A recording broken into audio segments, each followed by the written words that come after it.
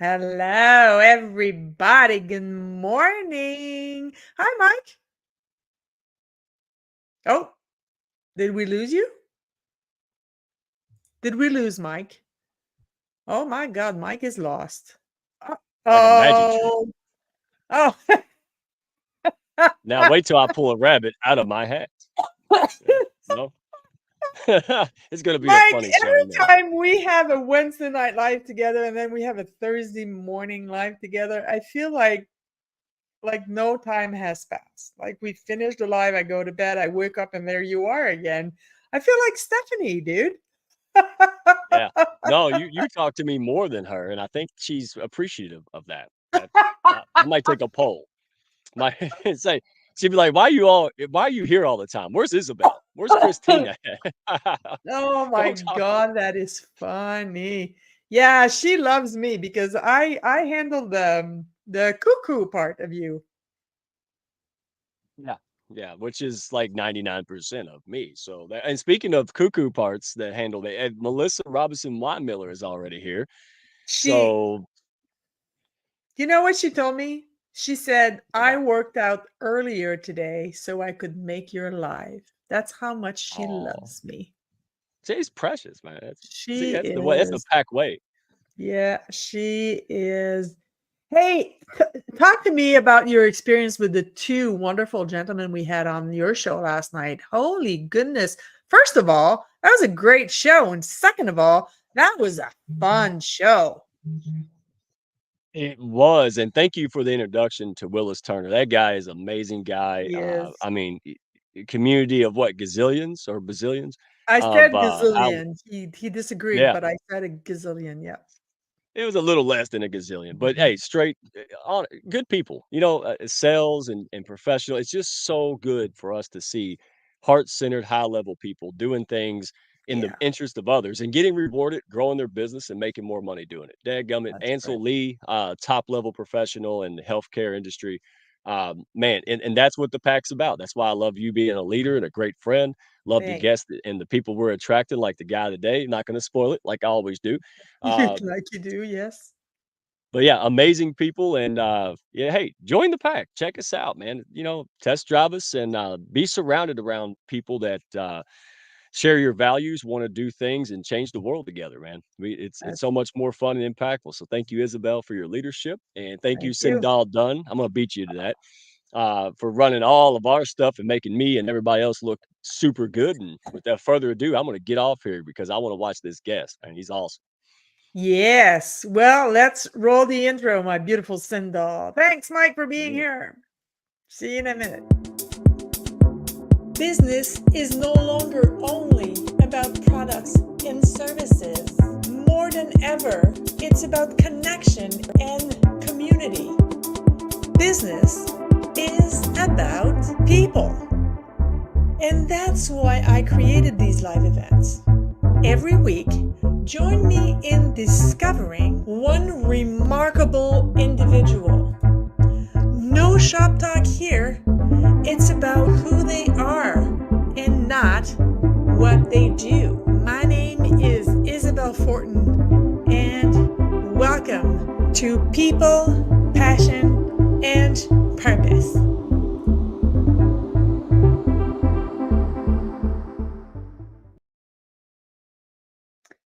Well, guys, this guest of mine, I was a guest on his podcast, the podcast that he shares with his BFF. I'm guessing, at least they act like it. And I had so much fun with them that at the end, once we stopped recording, I said, okay, y'all have to come. Hey, I'm speaking like a redneck now. Mike Asherbranger, that's all your fault. So, you all have to come to my show. And so today I'm having the first one. In a couple of weeks, I'm going to have the second one. So welcome. A good, big round of applause for Greg. Hi, Greg. Hello, How Isabel.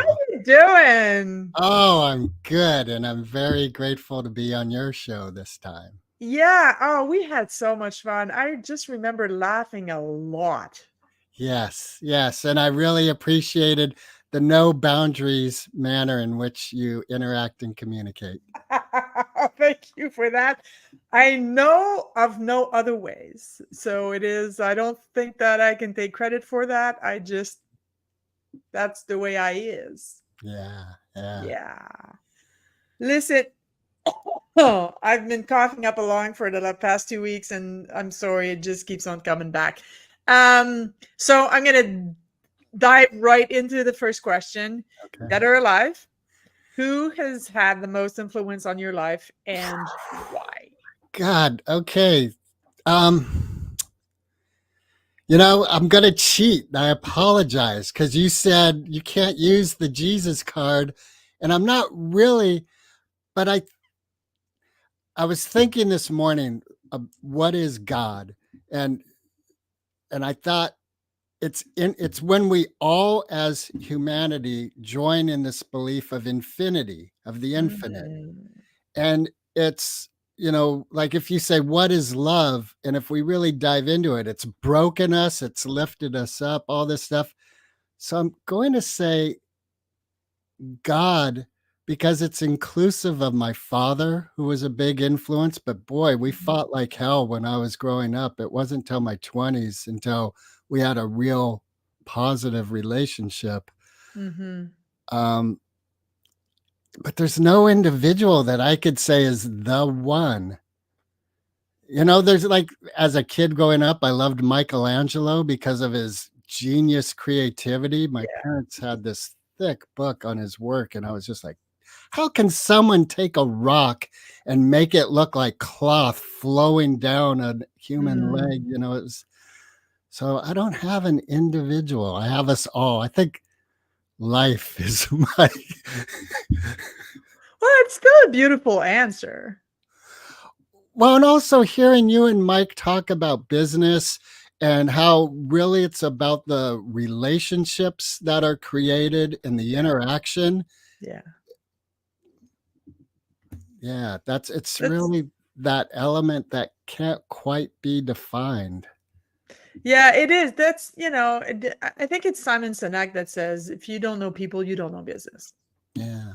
It's yeah. And actually, the reason, which I haven't explained to any of the guests, the reason that I usually, and I always tell people, don't give me the Jesus answer, is not because it's a bad answer.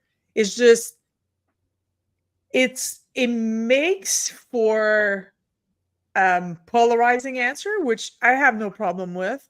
But it makes for, like, if everybody tells me Jesus or God or Buddha or whatever that they believe in, it doesn't make for an interesting or diverse um reply to to that first question. But I love the way that you presented it, because for you it's about bringing all of the humans together and putting them all on, like, kind of like simplifying them to their humanity. That's what I heard in your answer. Yes, and I could see how there could be a knee-jerk reflexive response like Jesus, and then you're done. Instead Yeah. of delving into what's going on with that choice. And even this morning in my reflection, I was thinking, why are humans so stuck on counting stars? There's an infinite amount of stars. Like, I think believing that there's an end to the universe is as ridiculous as a flat earth. It doesn't make sense. So if we have an infinite Yeah. universe, we have an infinite amount of planets, stars, galaxies, etc. Let's Yeah. stop counting them and start concentrating on some things that uplift life. Yeah.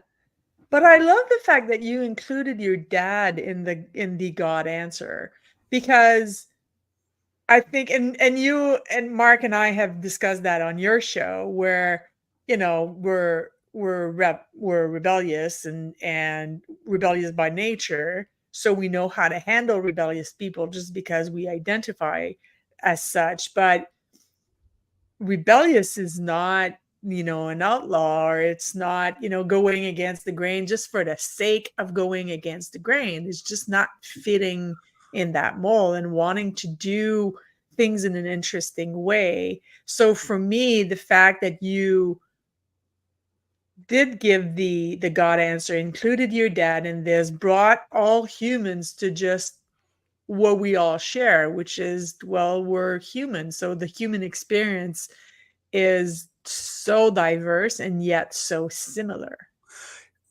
One thing that recently, Sojourner Truth. Are you familiar with Sojourner Truth? No. She was a slave in the United States and was free, and is known for this one speech where she said, "Aren't I a woman?" And I don't know the particulars of it, but in essence, she was saying all the things you're saying about an individual and a person, aren't I that? And Mm. but I just learned this week that she had 5 children, and one of them was sold to slavery down in the South from New York, and she sued the white gentleman who sold her child and won. And so that to me is a badass. Like, can Yeah. you imagine a woman of Yeah. color in a time of slavery suing a white man, winning, Yeah. and her faith, without getting really in particulars, I think was a part of her strength and fire Mhm. that allowed her to bring that bam to her daily life. Yeah, there's power in all of it, right? Like regardless of what we believe in, regardless if you call it God, the energy, the universe, the higher power, your higher self, Buddha, Allah, name it. I do believe that at the core, it is all the same source. Yeah, and I think partly we get stuck in the airy-fairy aspects of it and disregard the destruction of nature, nature's destruction and Yeah. fire, and that's Yeah. part of the whole. I like that. You when you mentioned your dad, you said, you had Well, we fought. yeah, a hard time getting along with him when you were a kid. And what was there a particular moment where that changed? Like, can you pinpoint to the moment where you kind of looked at your dad and said, "Oh, okay, so he's just another dude."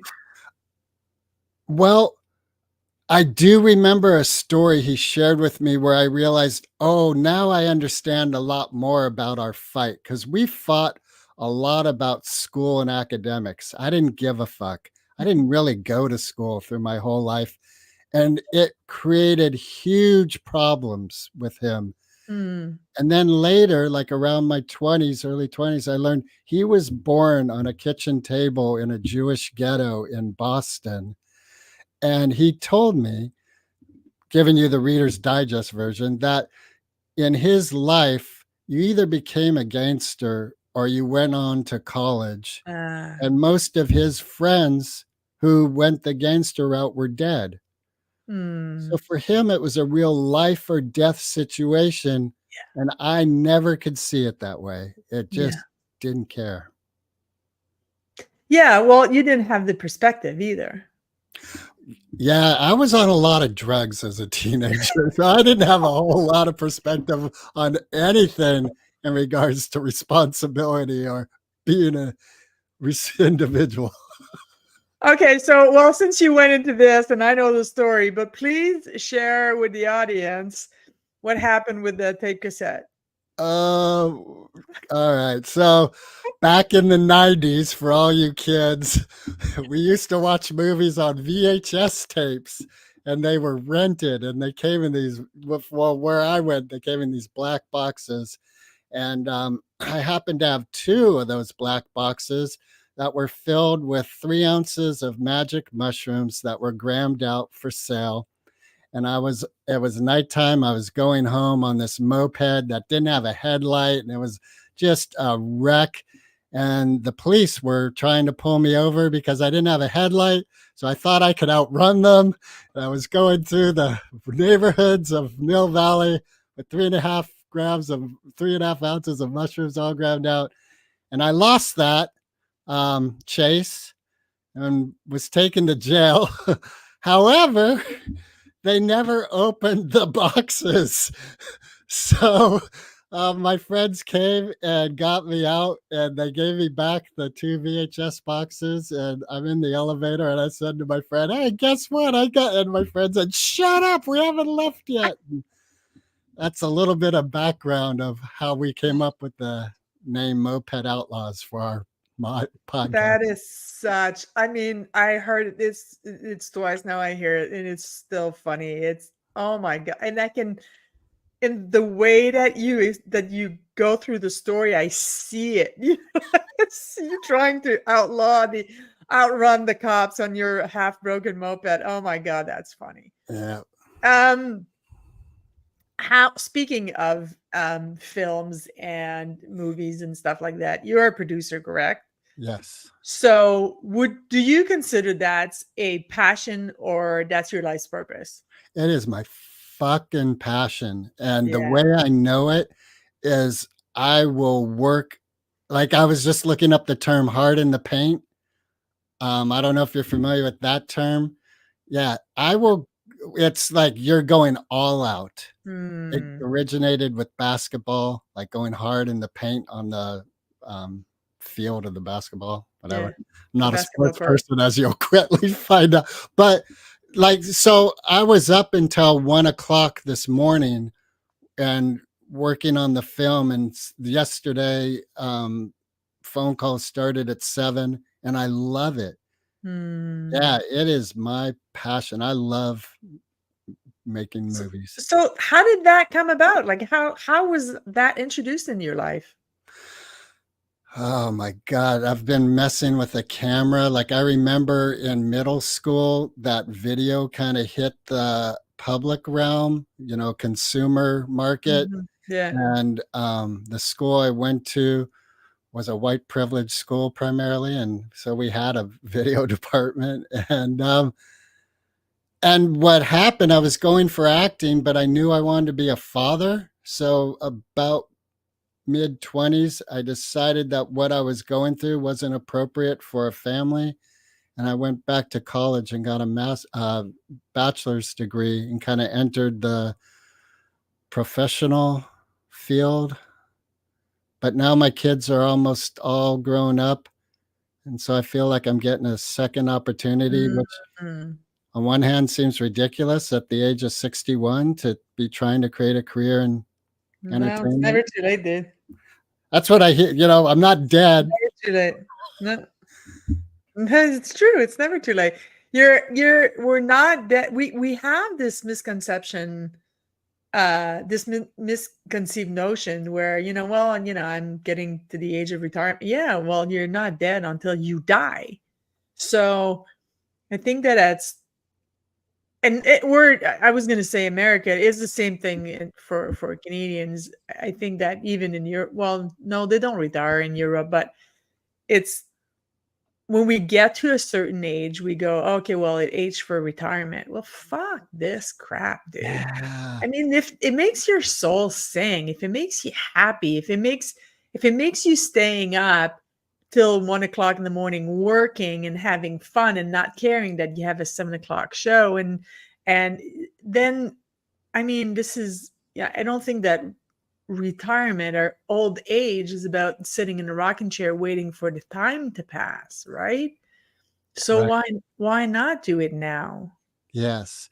And I think, like again, talking about people who I admire and influence me, I really appreciate people who encourage us to step into places of discomfort throughout Mhm. our whole life. Yes. Yeah. I think that the enemy of progress is comfort. Yeah, Yeah. I really do. I've spoken about this on your show, and I don't want to make this about me, but this is my fourth career and I'm 52, and it's not going to be my last.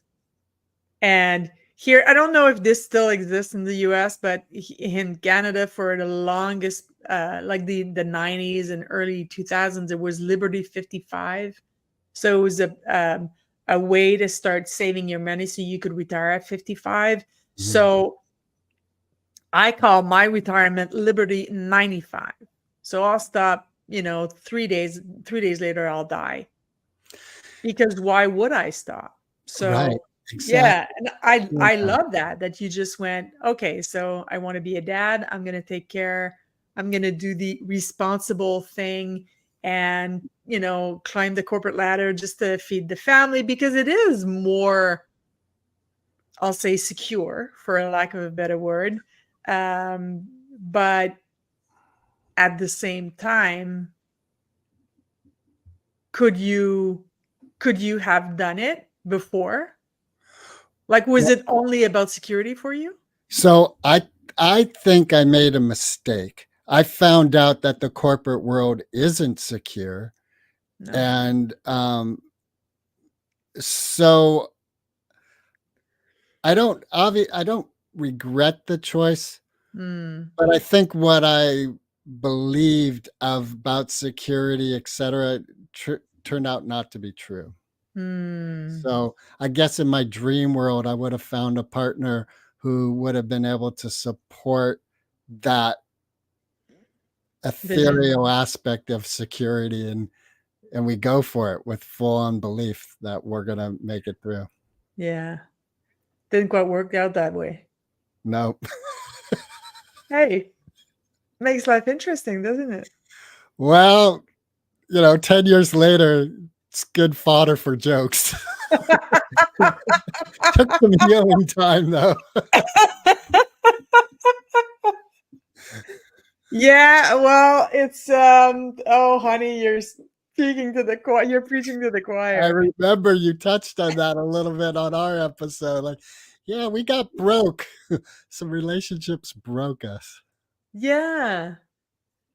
I think that relationships in general are there to either make us or break us. But even in the breaking us, it does end up making us. Like I had a recent conversation with Melissa Robinson Miller, Wine Miller, who's in the audience, who was the first one to comment, and she's becoming a extremely dear friend of mine. And I was talking to her recently, like this week, or about the last serious relationship, committed, exclusive, monogamous, boring heterosexual relationship that I had with this guy. And I mean, Greg, like it's from the first kiss on, it was a fucking disaster. Oh, I don't know. Like, I don't know what I look at that Isabel that met this person and I go, who the fuck is this chick? Seriously. But at the same time, Greg, I look at this 45-year-old woman who wanted love for all the wrong reasons and who was desperate to look at because that's what society taught her that she needed to be complete. And I don't recognize myself, which is a good thing because that means that I've evolved and I've grown and I've learned something.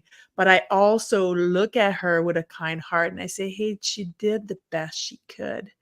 And she went through this because she needed to learn a few things, and they were hard things to learn. yeah. And they were necessary. So I think it's both, right? So if you do your job as human being, that what I believe is the job of a human is to grow and learn and use these experiences, as disastrous as they can be, and actually build something positive out of them.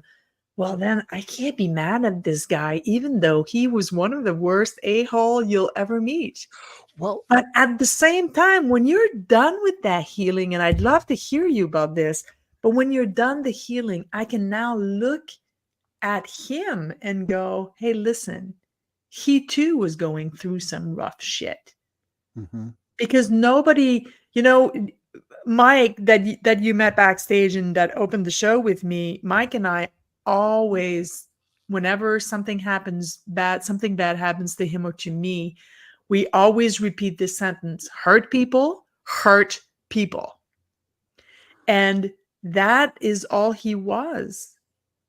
To his core, I don't believe there are that many real evil people on this planet.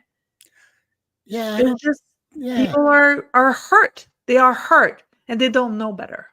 So Yeah. I'm going to shut up now. I'm going to let you speak. Nah, that's I think you're right. I think there's also an element of from my conversation with you on the episode we had, um, you're an individual who believes in self-responsibility. Yes. And ultimately, that's what we're talking about. That Yes. person didn't do anything to you that No. you didn't give permission to have happen. Absolutely. And that is hard to accept about ourselves. Yeah. Yeah, it is. And I've heard many people who are coaching us all, to help us be the people we want to be, have said that's probably one of the hardest steps is to look at yourself and see the faults, see Yeah. the places where like, oh, that isn't who I want to be, but that's who I am right now. So how do I move out of that character trait? Yeah. And I don't know about you, but it takes a lot of guts. It takes courage to look at ourselves and and not look at the Disney version Yeah. and see what's there, but what's there for real. The good, the bad, the ugly, and everything in between. And it is difficult. And that's why working with people is interesting because we tend, as human beings, we tend to ask ourselves the same questions. Well, with the same questions, you don't get new information. Right. And I believe we also like talking about discomfort. Um, it's really nice to interact with people who are willing to be uncomfortable in the process of healing. Mm-hmm. And I think with love, with race, as we're in this area of life where Yeah. people are exploring the boundaries of gender and personality, etc., to just be able to sit in the same room with each other and go, fuck, this is uncomfortable. I would like this to end. And we're Mm-hmm. going to stay here and heal. Yeah. Yeah, you're right. No, it's not. Yeah, it's not easy, but it is so rewarding when you're on the other side. Absolutely. Absolutely. Yeah. And it's so important to have people in our lives. And when I met you and Mark on your show, it took me 15 seconds to recognize how deeply you both care for one another. And I kind of saw the same dynamic I have with my best friend. Is just it's yeah, I tell her that all the time. We've known each other since 1989, and I tell her that every chance I get. I'm not going to text you every day. I'm not going to call you every day. I think of you very often. The number of times I reach out to you is not an indicator on how much I love you, but you call me at 3 a.m. and give me 5 minutes. I'm in the car with the shovel. No question. No questions. You're willing to bury the dead with her? Yes, I am. No questions. None. Where are we going? Right. This is where we're going? Okay, good. Right. Good. That's funny. I heard someone who said a best friend isn't someone who bails you out of jail. A best friend who's in jail with you, talking That's about how much fun that was. That's right. That's right.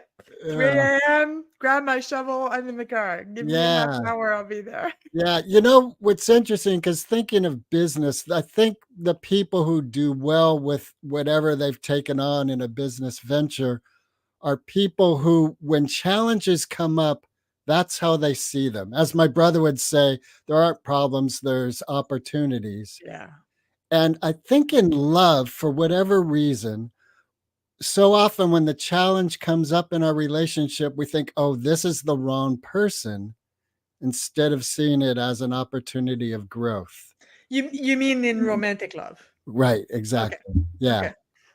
And Yeah. the same with business. Like so often, I think people, the challenge comes up with business and their choice is like, this isn't working out, instead of, okay, what are we going to do? Yeah. Which, I heard I think it was Oprah. I'm not sure, but I think so. Is saying whenever I'm faced with a difficult situation, I take a moment and I sit with the situation and I go, why are you here? What are you here to teach me? Instead of fighting against it, instead of going against the grain, saying, why is this happening to me? We've all had these moments. Let's not pretend we didn't. And we hear all the gurus saying, well, it's not happening to you, it's happening for you. It's actually deeper than this. It is happening from you. You're creating that's this. fucking profound. Yeah, that changes it. It's like, oh.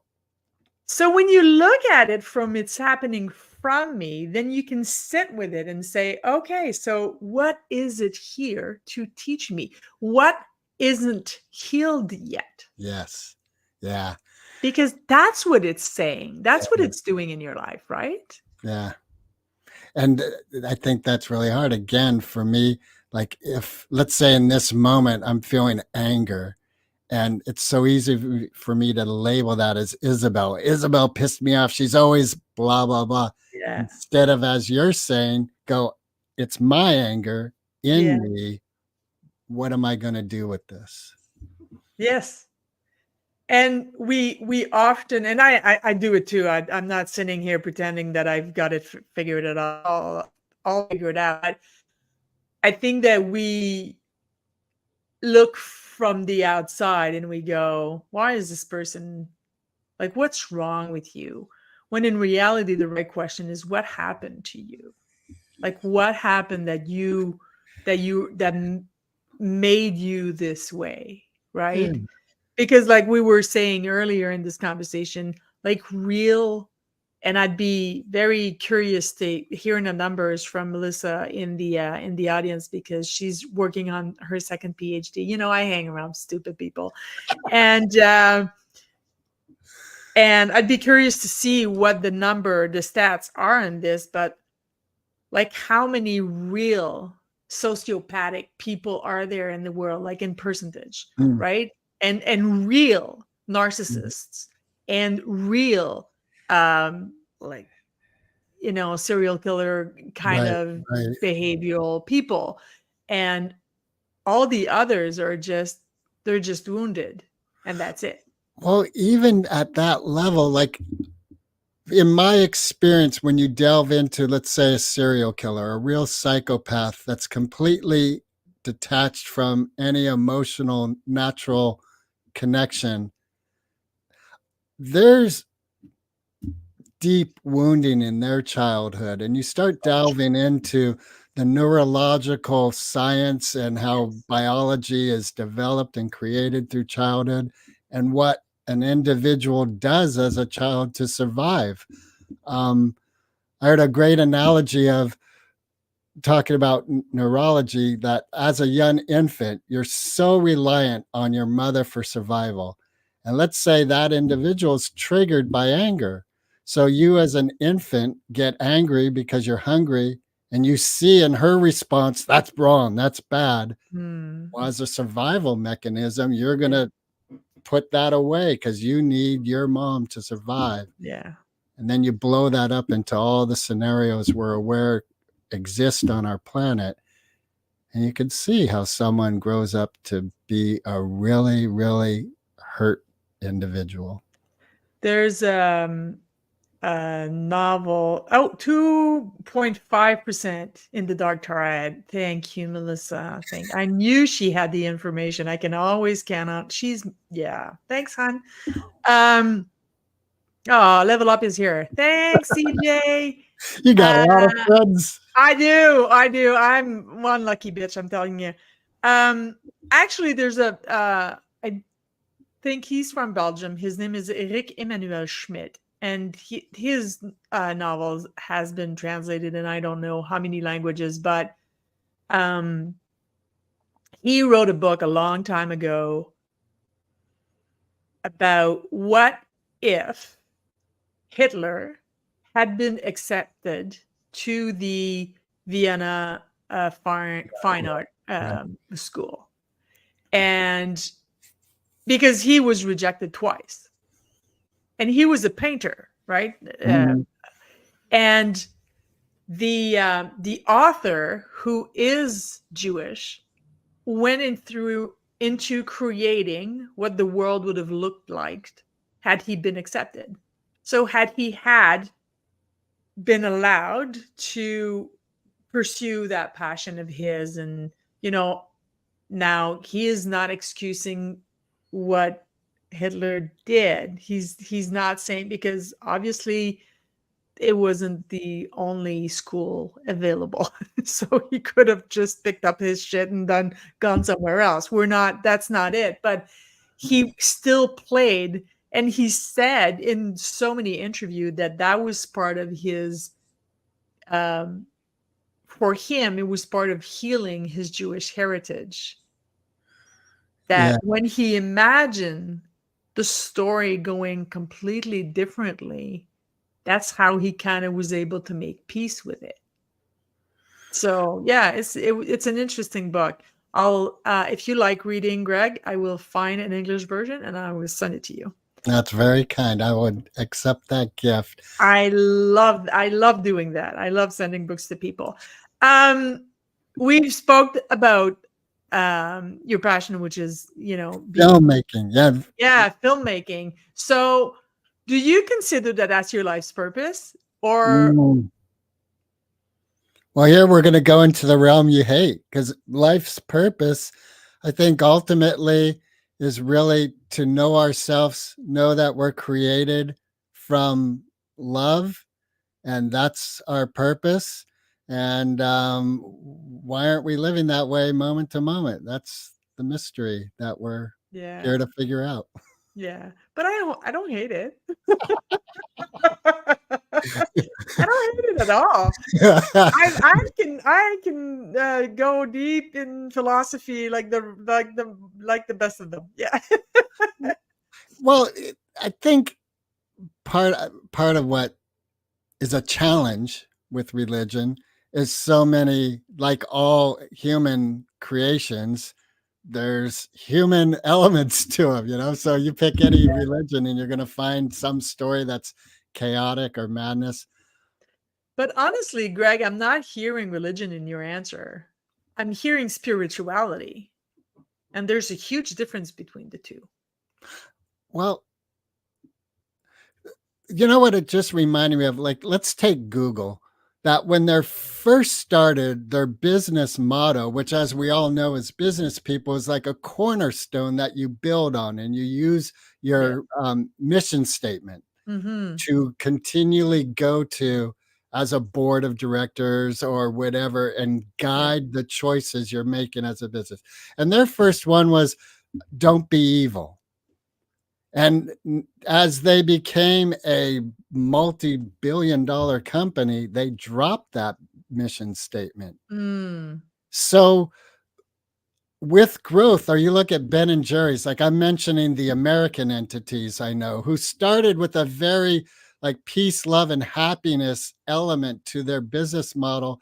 And as they grew, there was a point where things kind of broke, and people on the outside were like, well, you're no longer that peace, love, and happiness thing. Like, Yeah.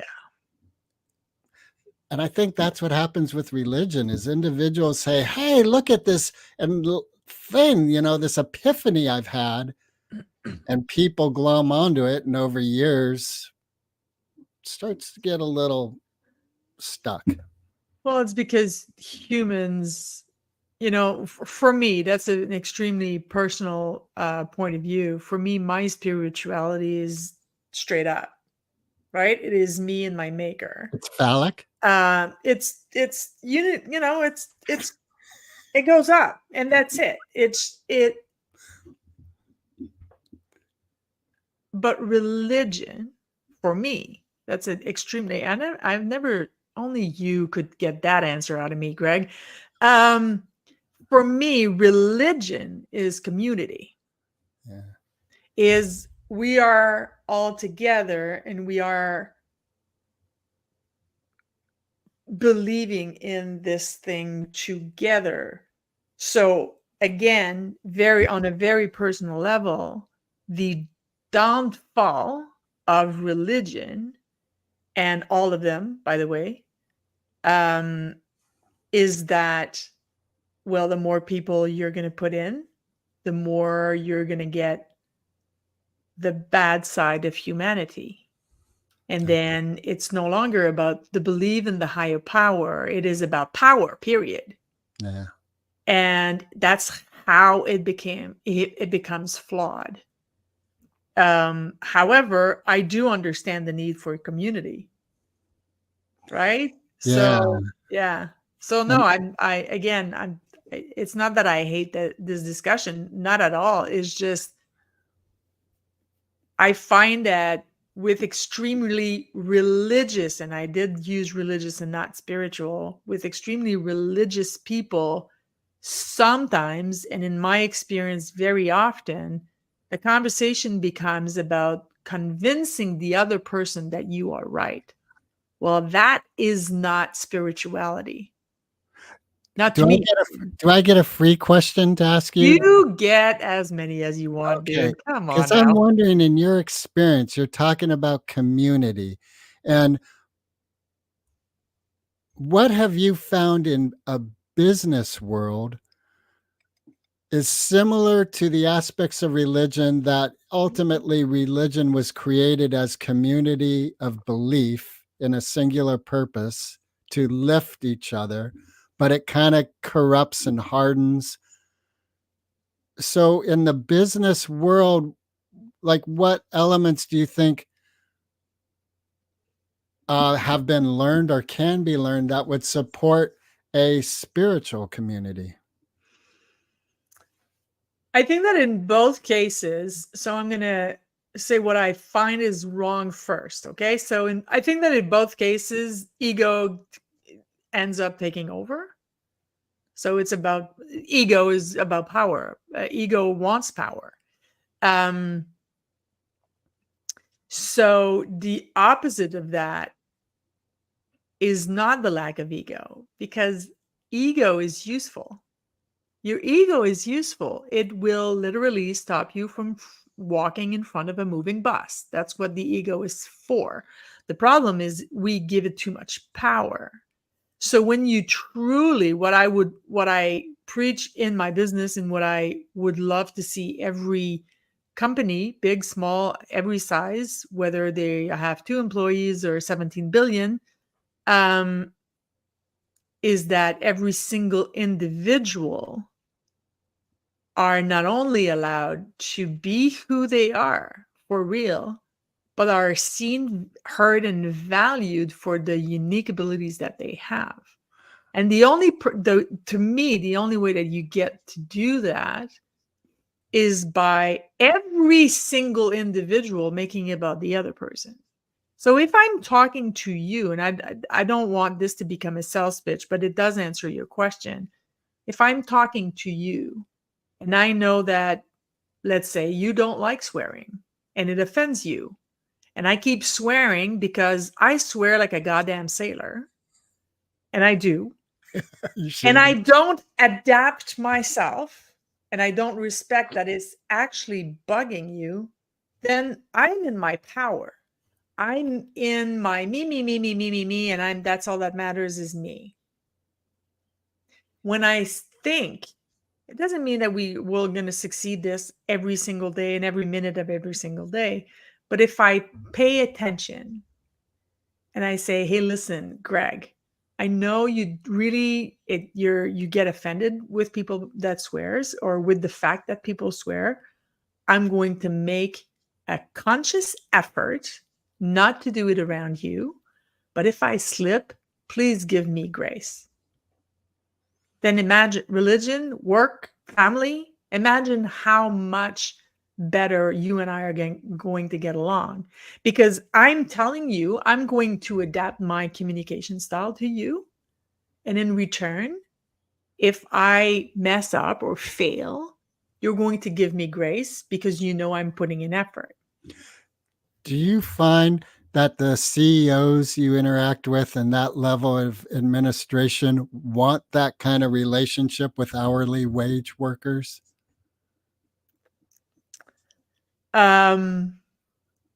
In my experience, it depends on how big the organization is. The bigger the company, the more disconnected the CEOs are from their workers. And my explanation is very simple, because they have no idea how much a carton of milk costs. They get disconnected from reality. Does it have to be that way? No. So a huge entity can operate with very personal I relationships. believe so, yes. Have you interacted with any that achieved that? Not 100%. I am doing my bloody best to change that. Yeah. But the thing is, and I'm seeing Melissa in the comments again, but the thing is, and you said that about your school when you were a kid, where it was white privilege, is that in corporate America, in the experience that I have, I'm not talking about every single companies in the world. I don't know all of them, but in the companies that I have worked with, the CEOs or the C-suites are still, Melissa would call them pale, male, and stale. Right? Set up to So fail. it's white privilege that don't know or haven't yet recognized that they are white privileged. And if you don't know that, and I'm white privileged, I know that. But if you don't know that you are in this situation, there's nothing. You're going to change nothing. And if you don't know how much a carton of milk costs, then you don't know that what you're paying your employees is not enough. Boy, and it's so easy to fall into that realm of comfort that Yes. privilege brings, because it's so comfortable. Yes. I it just is had an comfortable. experience yesterday where we have a 3 women who come and clean the home where I live. And yesterday I felt really busy, and I knew if I left dishes in the sink, they would wash them. And I felt this like comfort and ease. And I was like, don't go there. Don't do it. Wash your fucking dishes, Greg, because it's not their responsibility. Yeah. But it was so easy to acquiesce into that feeling. When I hired, I have a cleaning lady as well. And when I hired, and talk about privilege, I live alone, for crying out loud. But when I hired her, I asked her if she would be willing to make my bed, simply because, to change the sheets on my bed, simply because it is difficult to change alone. But the first thing when she arrives is we change it together, so we can lift it. My mattress is like 17 inches deep, so we lift it together. But that's the first thing. So I set aside, I know when she's coming, I know what time she's going to arrive. She's extremely punctual, so the first 15 minutes she's here, I do that with her. But when she said yes, I added money on the amount that she asked me for, because that's usually not something that she does. Yeah. And for the reason that I explained, just because she's alone and lifting the mattress by herself, she's going to break her back. Yeah. So, and that's just not worth it for her. And I understand that. But that's because I recognize that I'm privileged. And that's all. If you don't, then you're not getting anywhere. Yeah. And it's also you continually being in that place where all your relationships, all your interactions are personal. Yes.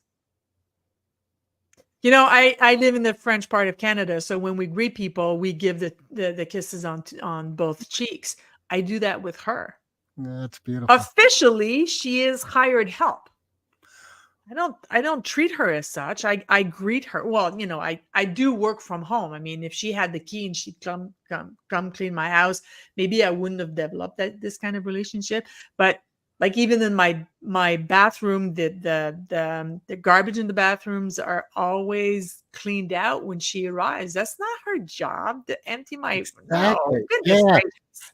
And that's what I think it is in, like, I would love to see more in business that we continually see humanity, that we know we're people. We have stories, we have our challenges. We have, like you're saying, give me grace, please, for my Yeah. mistakes too.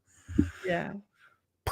Well, I have hope that we can move into that area. And Hey, the only thing that we're responsible for is for doing the best, acknowledging when we're wrong, and giving ourselves grace too when we quote unquote fuck up, and just try to not do it again, and that's it. yeah. That's beautiful. I knew the conversation with you wasn't going to be boring, and I feel like it was as much about me as it was about you, which is, I expected nothing less from you, honestly. But you've already asked me a question. So, Well, that was my cheat question. You said I could have a cheat oh, question. okay. Well, you are entitled to a question at the end of the show. Oh my God. Hey, before we get into that, is there anything that I haven't asked you that you'd love to talk about? Boy, that in itself is a great question. As a You're man, gonna steal it for your show, aren't you? I'm tongue-tied with that. God damn it. Nothing's No. immediately coming to mind. I mean, I could tell you guys about when I sold my soul to the devil at around the age of 18 and went into a very dark, dark place. And You got to tell? it wasn't a ceremony. I was just out on the deck listening to the Rolling Stones' Sympathy for the Devil. I thought, oh, if that's what it takes to be a rock and roll star, done. Here you Okay. go. Oh, goodness. But you got it back, right? Well, here's my belief. You can't really sell something. It's not art. You can't sell a soul, but Amen. you could certainly fuck up your mentality for a good long time. Yes, you certainly can. Indeed. Yeah. Well, then I am going to offer you the opportunity to ask me anything that you want, because that's how I end every show. It's okay if you don't have a question. I know you're going to have one, but it's okay if you don't have one. Okay. Have you ever had a moment in your life where ending it was an option you seriously considered? Yeah. And what was for you, like you asked me earlier, what was the experience or thought or linchpin that moved you out of that place where I you couldn't do that to my dad. okay, so your love for your dad was what? Yeah. So I think I've shared this on your show. My mom passed away. I was 5. She was 36. And so between my 5 and my 36, I thought I had taken, as a 5-year-old, in my mind, I I had remember. taken the unconscious decision that it was my job to live her life. So I followed her path. I joined the military because she had been in the Air Force, and I wanted to, marry in my 20s, which, that didn't happen. And now I look at it going, thank God. And I was a sad kid. I became an angry teenager because anger is much easier to deal with than sadness for me. And angry teenager became bitter adult. And at one point I was just, it's, like, why? Why am I here? If all this is going to be this time around is pain and pain and pain, added on pain with a side order of pain, I want out. And actually, I had a really, really big aha moment. I was 37 in a few months, so I had outlived her, but now I felt lost because I didn't know I had been following her footsteps. So I didn't know what it was like to just live my life. Right. And of course, everything that I'm sharing now, I didn't know in the moment. I learned that in therapy a decade after. But I woke up and I stood butt naked in front of my bathroom mirror, and I looked at myself in the eyes, which we don't do. And I said, I screamed, actually, I can't live like this anymore. So either I kill myself today or I choose a better way to live. And ultimately, what saved my life was I could not do that to my dad. So, okay, rapid fire questions. Yeah. One, have you found in yourself that, and so instead of it being with your father, which I totally understand, but you found like, no, I'm also a reason to live. And also, No, that took years. but you have it now, right? Yeah. And Yeah, I'm pretty awesome, Greg, don't you know? yeah, if you lived No, next no, door, I'd be hitting on you big time. that Um, took years. Actually, what that aha moment had done was just wake me up to the point where, well, in order to choose a different way to live my life, then I have to equip myself to stop feeling all of this. So it started a long healing process with the help of, psychologists and NPL and hypnosis and I will never be, I still have a coach, and amen, hot damn and hallelujah that I still do, because I need anyway, the outside vision. Mindset is literally reading reading the label from inside the bottle. So I need that, and I'm never going to be ashamed of that. But now, no, now I'm not staying alive for my dad. I enjoy me. I'm a and pretty cool chick. in your healing process, have you found anger to be a useful tool, a useful emotion, um, in your life now instead of a hindrance? Um, yes and no. N- y- yes, as in it's a motivator, and no, as in I haven't yet learned how to tap into anger without it being a kill force or a killjoy. So I've learned to, as often as I possibly can, let go of anger and replace it with something that's more positive for me. All Yeah. right. All right. Yeah. Greg, this was such a lovely conversation. You are a gem. I adore you. How can we get a hold of you, please? You're going to have so many connection requests on LinkedIn today. Well, that's very kind. GregoryWilker.com and MopedOutlaws.com. And I seriously go listen to their show. They are so freaking funny. It's Well, a gonna keep great it to that. podcast. And I'm going to have Mark in a couple of weeks. So Well, I love Mark dearly. Like you said, he's a brother. And thank you very much for inviting thank me to be you. on your show. And I wish you the best. I wish we were neighbors because I love you, your energy. You lift up. Thank you. Well, it's not because you live far that we can have to be strangers. And I know you're gonna join the hounds like any day now. So you're gonna be part of this amazing pack of really fun, loving people, like the amazing Melissa Robinson Weinmiller. It's going for a And second you should concert. totally get on your show, by the way. Okay. Yeah. All right. Well, So go connect with her, please. And yeah, invite. She's a hoot and a half. very cool. And I do intend to see more of you. Hey, wonderful.